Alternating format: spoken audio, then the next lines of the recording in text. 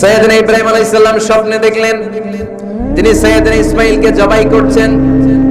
ঘুম থেকে উঠে তিনি অবাক হলেন, কারণ নবীদের স্বপ্ন স্বপ্ন না, এটা ওহী। নবীদের স্বপ্নটাও আরশের উপর থেকে পাঠিয়ে দেন কে? সাইয়েদনা ইব্রাহিম আলাইহিস সালাম দেখলেন তিনি ইসমাঈল আলাইহিস সালামকে জবাই করতেছেন। ঘুম থেকে উঠে ইসমাঈলকে নিয়ে ছুরি দিয়ে গলার মধ্যে ধারণা শুরু করছে নাকি? এরকম করছিলেন না, তিনি আগে মতামত চেয়েছেন। ফালাম্মা بلغ معه السعي قال يا بني إني أرى في المنام أني أذبحك فانظر ماذا ترى। স্বপ্ন দেখে ঘুম থেকে উঠে সাইয়েদনা ইসমাঈলকে ডেকে বললেন, ও আমার কলিজার টুকরা সন্তান, আমি স্বপ্নে দেখেছি আমি নিজ হাতে তোমাকে জবাই করেছি। ফানজুর মাযা তারা, এবার শুনতে চাই তোমার মতামতটা কি। সুবহানাল্লাহ পড়েন। ফানজুর মাযা তারা, what do you think about it? What's your opinion about the issue? এই ব্যাপারে তোমার মতামত কি? নাকি ডাইরেক্ট অ্যাকশন? সাইয়েদনা ইব্রাহিম আলাইহিস সালাম কি ডাইরেক্ট অ্যাকশনে গিয়েছেন? কি করছেন?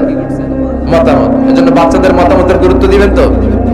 11 number, never cards on your children. কখনো বাচ্চাদের বদদোয়া দেয়া যাবে না।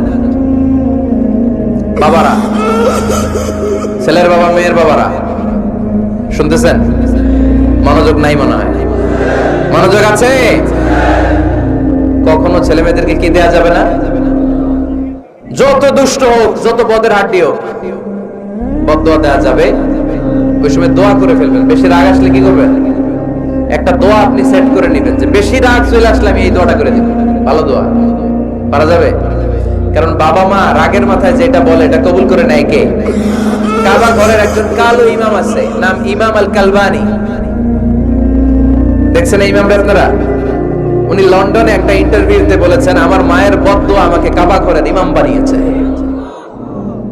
লন্ডনে একটা কনফারেন্সে উনি ইন্টারভিউ দিচ্ছিলেন। ওনাকে বলা হলো, কাবার সব ইমাম সাদা ইমাম, আপনি কালো মানুষ, কেমনি ইমাম হইলেন?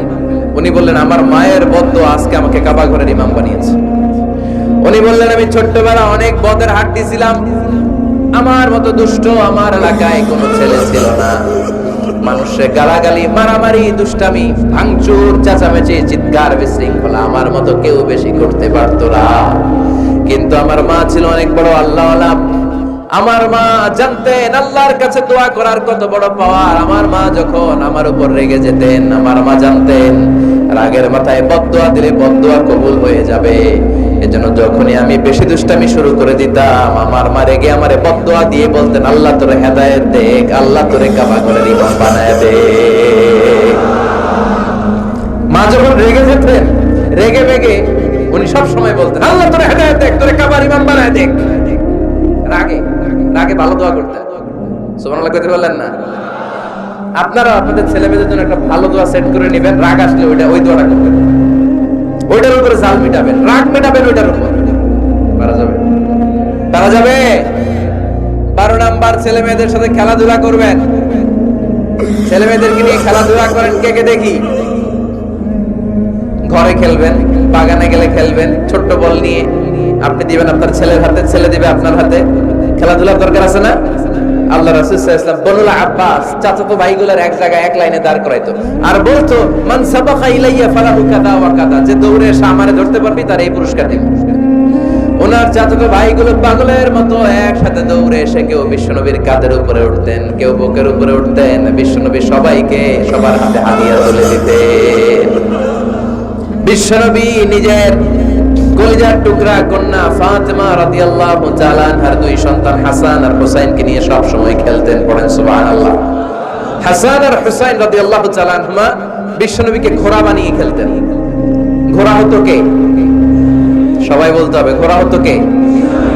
আর ঘোড়সাওয়ার কে? হাসান আর হুসাইন। বিশ্বনবীরে ঘোড়া বানিয়ে এরা কান্দে উঠতো। আর বিশ্বনবী বাবরি চুল রাখতেন, ওই বাবরি চুল ধরে ঘোড়া ঘোরাতেন। সুবহানাল্লাহ পড়বেন না? মনে থাকবে বাচ্চাদের সাথে খেলাধুলা।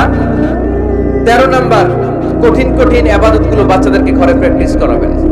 যেমন রমাদানের রোজা যদি রাখতে চায় রাখতে দিন। এই যে এপ্রিলে আসতেছে রোজা, অনেকে হুজুর পারবে না, ছেলে কয় পারুন, বাবা কয় পারবে না।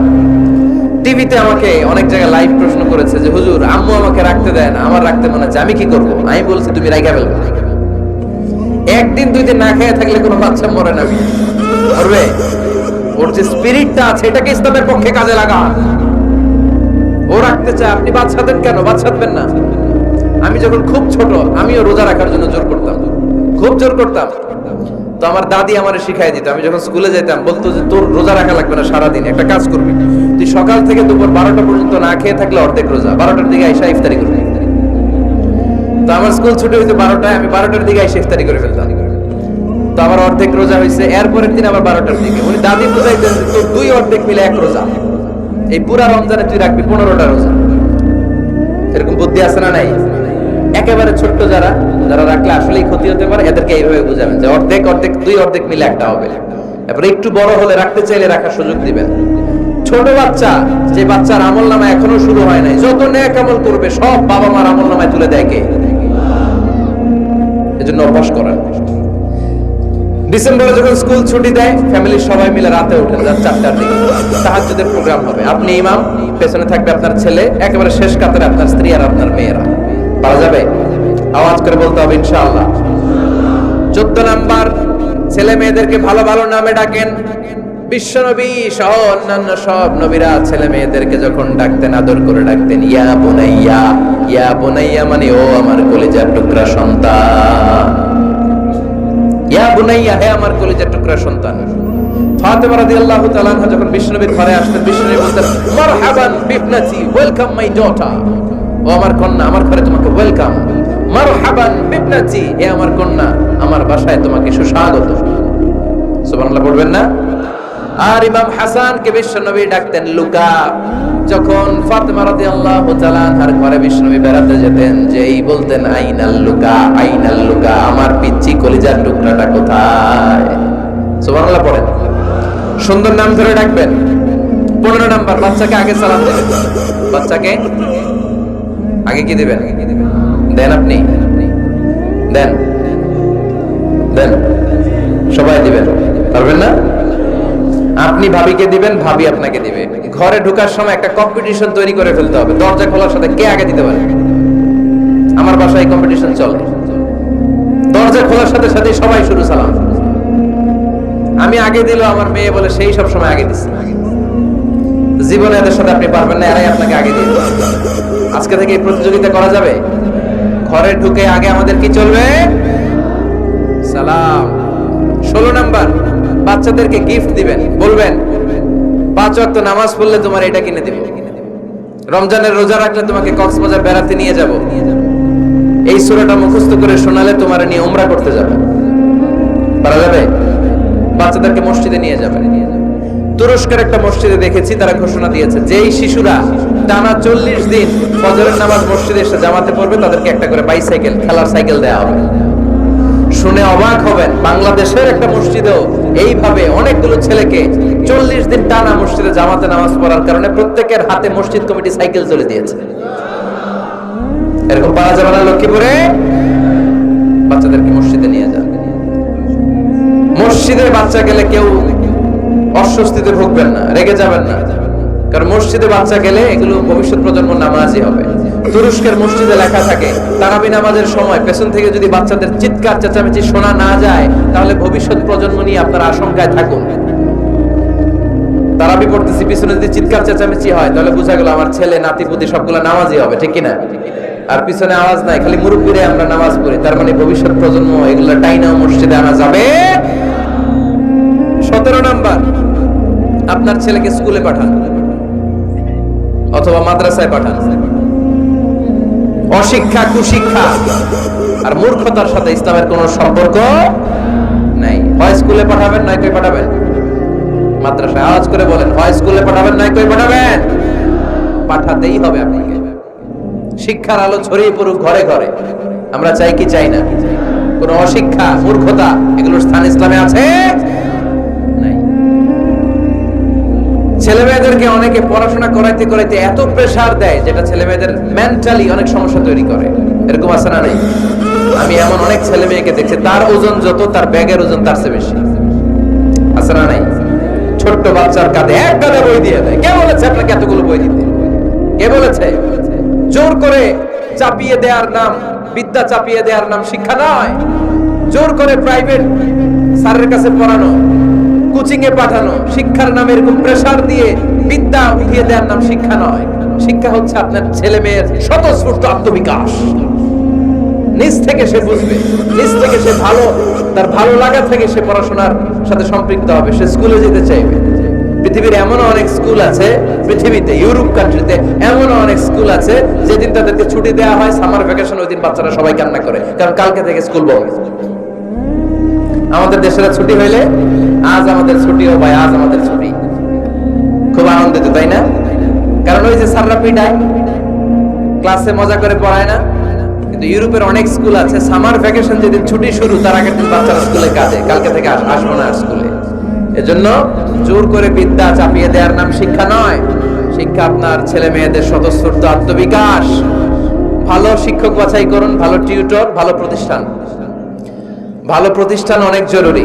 বাংলাদেশের অনেক লজ্জাজনক হলেও সত্যি, অনেক মাদ্রাসার মধ্যে শিক্ষার্থীদের উপর নির্যাতন করা হয়, শারীরিক নির্যাতনের মতো ঘটনাও ঘটে, আছে না নাই? আপনার ছেলে মেয়েদের স্বাস্থ্যের সুরক্ষা, চারিত্রিক সুরক্ষা, এটা আপনাকে নিশ্চিত করতে হবে। You are the guardian. আপনার কাঁধের উপরে দায়িত্ব দিয়ে দিয়েছে কে?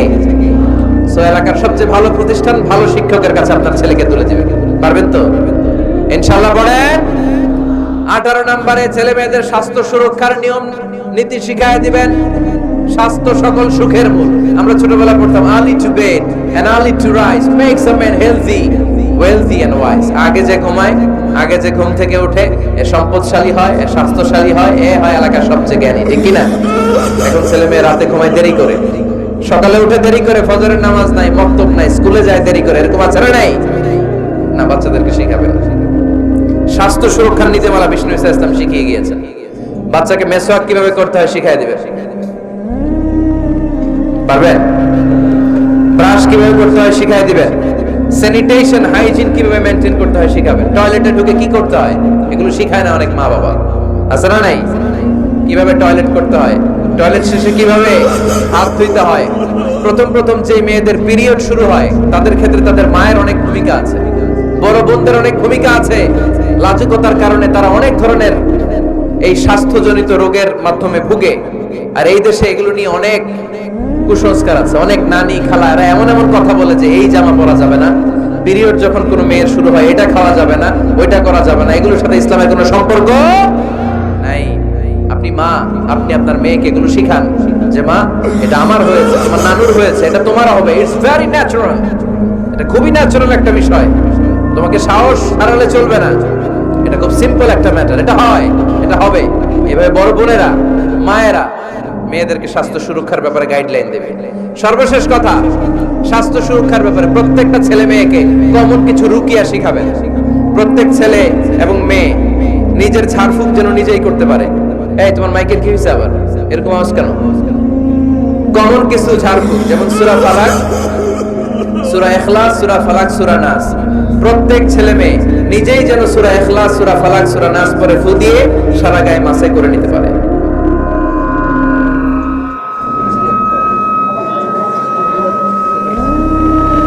কি মাইকের কি সমস্যা? মাইক পেন আছে?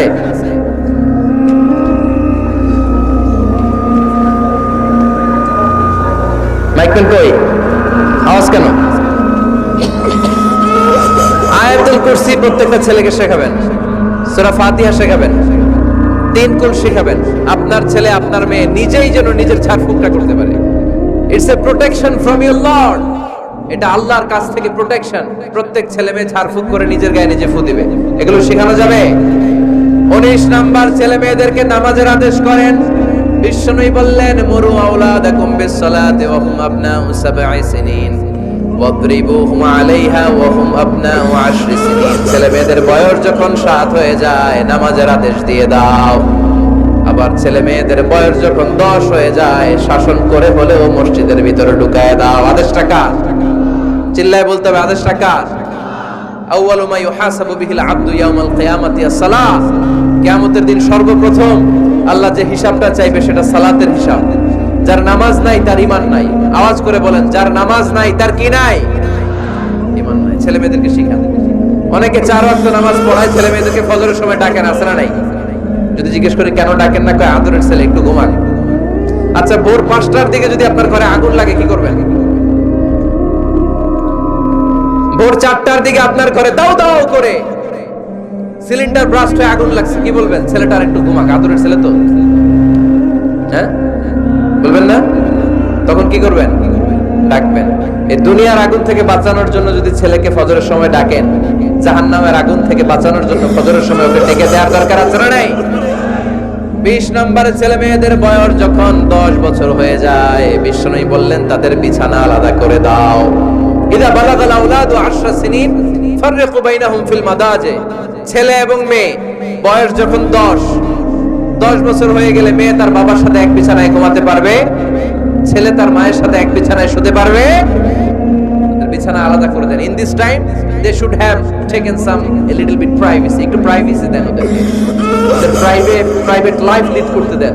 কিন্তু যতই প্রাইভেট লাইফ লিড করুক, বাবা মা হিসেবে আপনার মনিটরিং থাকার দরকার আছে না নাই? আপনার ছেলে কার সাথে মেশে, আপনার ছেলে কোথায় যায়, কোন কোন চ্যানেল দেখে, অনলাইনে কি ব্রাউজ করে, তাফসীর মাহফিল দেখে নাকি পর্নোগ্রাফি দেখে যৌবনটাকে নষ্ট করে, এটা দেখার দরকার আছে না নাই? সব মনিটরিং করতে হবে। 22 নাম্বার, প্রপার ট্রেন আপ করেন। ছেলে মেয়েদেরকে সাঁতার শিখান। সাঁতার শিখাইছেন নিজে, ছেলে মেয়েকে কে কে হাত তোলেন? শিখাইছেন? শিখাইছেন? শিখান নাই, এ ভুল করছেন আপনারা। হাত নামান। ছেলে মেয়েদেরকে মাস্ট সুইমিং শিখাবেন। দেখেন এই রাস্তায় কিভাবে চলতে হয় বাবা ধরে ধরে শিখায়। আব্বু হাঁটো হাঁটো, পড়ে গেলে আবার ধরে। মাটির মধ্যে কেমন করে আপনার ছেলে হাঁটবে চলবে এটা শিখাইলেন। আপনার ছেলে যদি পানিতে পড়ে, ওইখানে কিভাবে বাঁচতে হবে শিখানোর দরকার আছে না নাই? সন্তানকে কখনো ননির পুতুল করে গড়ে তুলবেন না, কষ্ট সহিষ্ণু করে গড়ে তোলেন। উপকূল পরিবেশে, কষ্টকর পরিবেশে কেমন করে বেঁচে থাকতে হয় এগুলো শিখায় দেন। ওর জীবনটারে কল্যাণময় করে দিবে কে? খেয়াল রাখবেন। সব ছেলে মেয়েদেরকে সুইমিং শিখাবেন, কুকিং শিখাবেন, রান্না শিখলে কাজে লাগে না? ওরে হোস্টেলে দিলে নিজে রান্না করে খেতে পারবে, বাইরে স্কলারশিপ পেয়ে পড়তে গেলে নিজে রান্না নিজে করতে পারবে। ড্রাইভিং শিখায় দিবেন। আল্লাহর হাবিব সাল্লাল্লাহু আলাইহি ওয়াসাল্লাম বলেছেন, আল্লিমু আওলাদাকুম আস-সিবাহা ওয়ার রিমায়া ওয়া রুকুবাল খাইল। তোমরা তোমাদের সন্তানদেরকে সিবাহা মানে সাঁতার শিখাও। এটা আমি বানায়ে বলি না। কোন বর্ণনায় এসেছে সাইয়েদনা ওমর ফারুক বলতেন, কোন বর্ণনায় এসেছে আল্লাহর হাবিব বলতেন, ছেলে মেয়েদেরকে সাঁতার শেখাও যেন পানিতে ডুবে মারা না যায়। ওয়ার রিমায়া মানে কিভাবে তীর মারতে হয় শিখাও। ওই সময় ছিল তীর মারা, এখন হচ্ছে মার্শাল আর্ট, এখন কুংফু, এখন কারাটে। কেমন করে আত্মরক্ষা করবে প্রত্যেক ছেলে মেয়েদের জানার দরকার আছে না নাই? ওয়া রুকুবাল খাইল, কেমন করে ঘোড়ায় চড়তে হয় শিখাও। তখন ছিল ঘোড়ায় চড়া, এখন হচ্ছে গাড়িতে চড়া। পাবলিক বাসে কেমনে চলতে হয়, পাবলিককে কিভাবে মিশতে হয় জানার দরকার আছে না নাই? ছেলে মেয়েটারে মাঝে মাঝে বাজারে পাঠান, ওরে কিছু কিনে আনতে দেন। ও যদি লস করেও আসে তারপরেও দেন, ওর শেখার দরকার আছে না নাই? ল্যাঙ্গুয়েজ শিখান। ছেলে মেয়েদেরকে একাধিক ল্যাঙ্গুয়েজ শিখাবেন। প্রথমে শিখাবেন শুদ্ধ মাতৃভাষা, ঘরে শুদ্ধ ভাষায় কথা বলার চেষ্টা করুন, শুদ্ধ বাংলা ভাষা প্রথম। দ্বিতীয় হচ্ছে কোরআনের ভাষা আরবিক। নাম্বার 3 হচ্ছে ইন্টারন্যাশনাল ল্যাঙ্গুয়েজ ইংলিশ।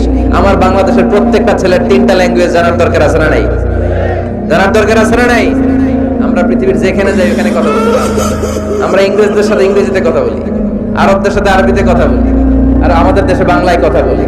তাহলে মাল্টি ল্যাঙ্গুয়েজেস জানতে হবে আপনার ছেলে মেয়েদেরকে।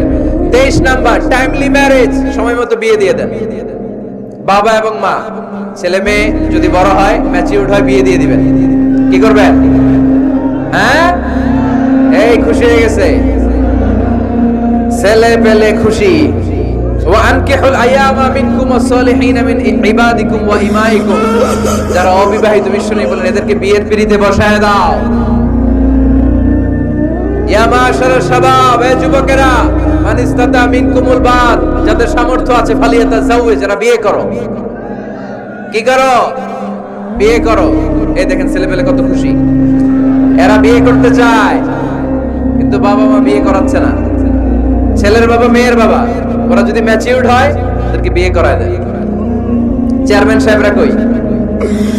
এমপি সাহেব, এদেরকে একটু দেখেন। আচ্ছা, সব শেষ কথা, তাকসিমুল মিরাস বিল আদল। ছেলে মেয়েদের মাঝখানে ন্যায় সঙ্গত ভাবে মিরাসের বন্টন করতে হবে। ছেলে পাবে যতদূর, মেয়ে পাবে অর্ধেক। আচ্ছা এবার আওয়াজ করে উত্তর দেন তো, ছেলেকে যদি দেন 2 লাখ, মেয়ে পাবে কয় লাখ? ছেলেকে যদি দেন 4টা গাড়ি, মেয়ে পাবে কয়টা গাড়ি? আইনটা কার? চিল্লায় বলতে হবে আইনটা কার? রব্বুল আলামিন বলেন ইউসিকুমুল্লাহু ফি আওলাদিকুম লিযযাকারি মিসলু হাযযিল উনসায়াইন। আল্লাহ বিধান দিলেন ছেলে পাবে যতটুকু, মেয়ে পাবে তার অর্ধেক। আমাদের লক্ষ্মীপুরের কি অবস্থা? এভাবে বন্টন হয় তো? বন্টন হয়? অনেক বাবা আছে মেয়েরে বলে মা তোর বাইরে সব দিয়া দিলাম, তোর লেগে দোয়া করে দিলাম। কত বড় টাকাই! অনেক মা আছে ছেলের পাতে মুরগির রান দেয়, মেয়ের পাতে মুরগির ঠ্যাং দেয়। আছে না নাই? ওই মা বাবাদের শেষ জীবনটা দেখবেন ছেলের বাড়িতে কাটে না, মেয়ের জামাইয়ের বাড়িতে কাটে। এরকম হয় না? প্রকৃতির খেলা বড় খেলা। এজন্য ইনসাফের সাথে এটা বন্টন করবেন। 25 নাম্বার পয়েন্ট, সর্বশেষ পয়েন্ট। সূরা লুকমানে আল্লাহ তাআলা প্রত্যেক বাবা তার ছেলেকে কি কি পরামর্শ দিবে, কি কি আদেশ দিবে, কি কি নাসিহাত দিবে, সূরা লুকমানের 12 নম্বর আয়াত থেকে 19 নম্বর আয়াত। কত নম্বর আয়াত থেকে? 12 থেকে 19। এই আয়াতগুলোর মধ্যে একজন বাবা, একজন গার্ডিয়ান তার ছেলেকে কি কি উপদেশ দিবে, এই সবগুলো উপদেশ কোরআনের মধ্যে তুলে ধরেছে কে? আজ রাতে সূরা লুকমানের 12 নম্বর আয়াত থেকে 19 নম্বর আয়াত, এই আয়াতের অর্থগুলো ছেলে মেয়েদেরকে বসায় একসাথে পড়বেন। রাজি আছেন? আওয়াজ করে পড়েন ইনশাআল্লাহ। আল্লাহ আমাদের ফ্যামিলিগুলোর তুমি জান্নাতি ফ্যামিলি বানাও। আমাদের ছেলে মেয়েগুলোর আল্লাহ তুমি মানুষের মতো মানুষ বানাও, তাদেরকে তুমি দেশপ্রেমিক বানাও। কোরআন এবং সুন্নাহর আলোকে যে গাইডলাইন গুলো আমরা শুনলাম কিভাবে ছেলে মেয়েদেরকে মানুষ করতে হবে, এগুলো যেন আমরা মেনে চলতে পারি, আল্লাহ তুমি তৌফিক দাও। আর জোরে পড়তে হবে আমিন।